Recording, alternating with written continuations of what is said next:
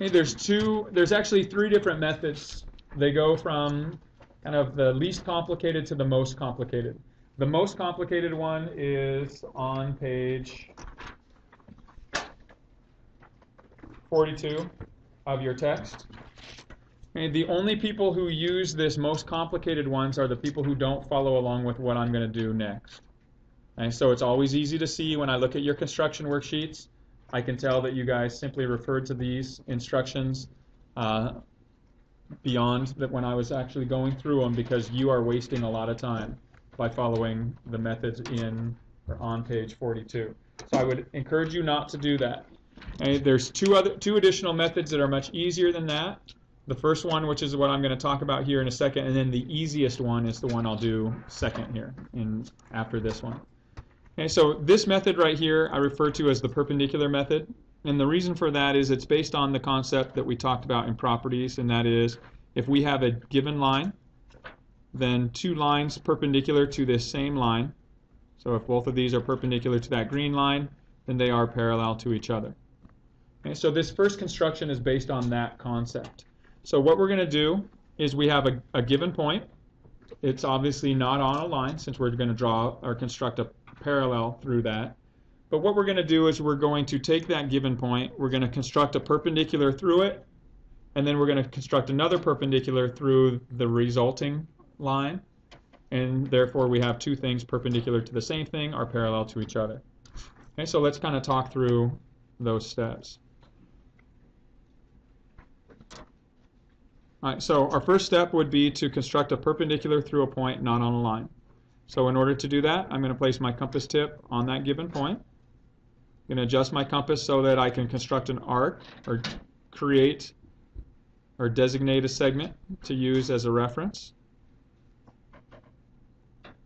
Okay, so here is my arc, passes through 2 points.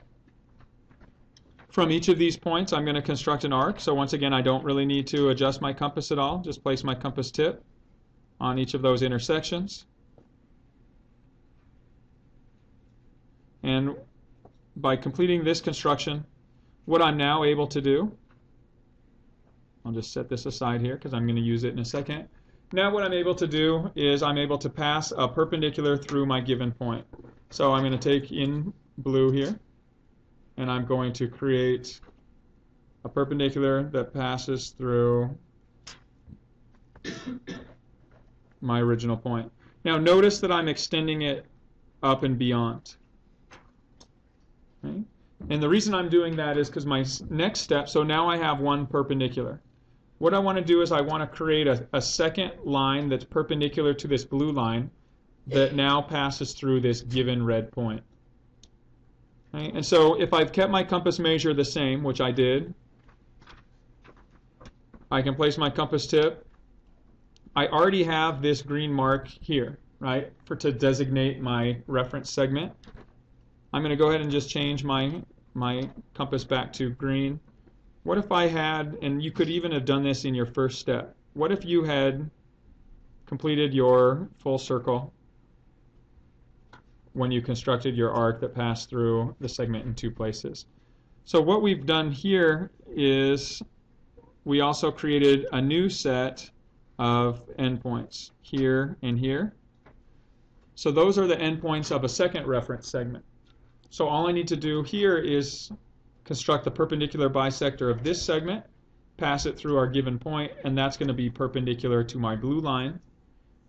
So therefore, two things that are perpendicular to the same thing are parallel to each other. So from each of these intersections, these new endpoint, reference endpoints, I'm going to construct my perpendicular bisector. Now this is the one where now my given point lies on the line I'm bisecting. So I do have to extend my compass a little bit. If I don't, I'm only going to find that one point, but I need 2. So if I extend that,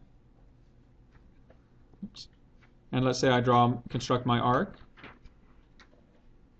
from each of these endpoints. So here's one, keeping the measure the same. I'm going to place it on this other reference endpoint. And I'm going to construct another arc.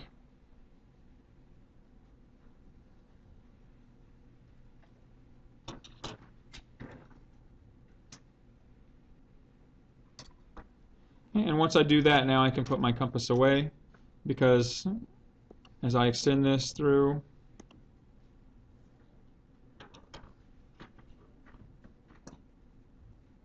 I now have this purple line that I've created that's also perpendicular to the blue line, and two lines that are perpendicular to the same blue line are parallel to each other.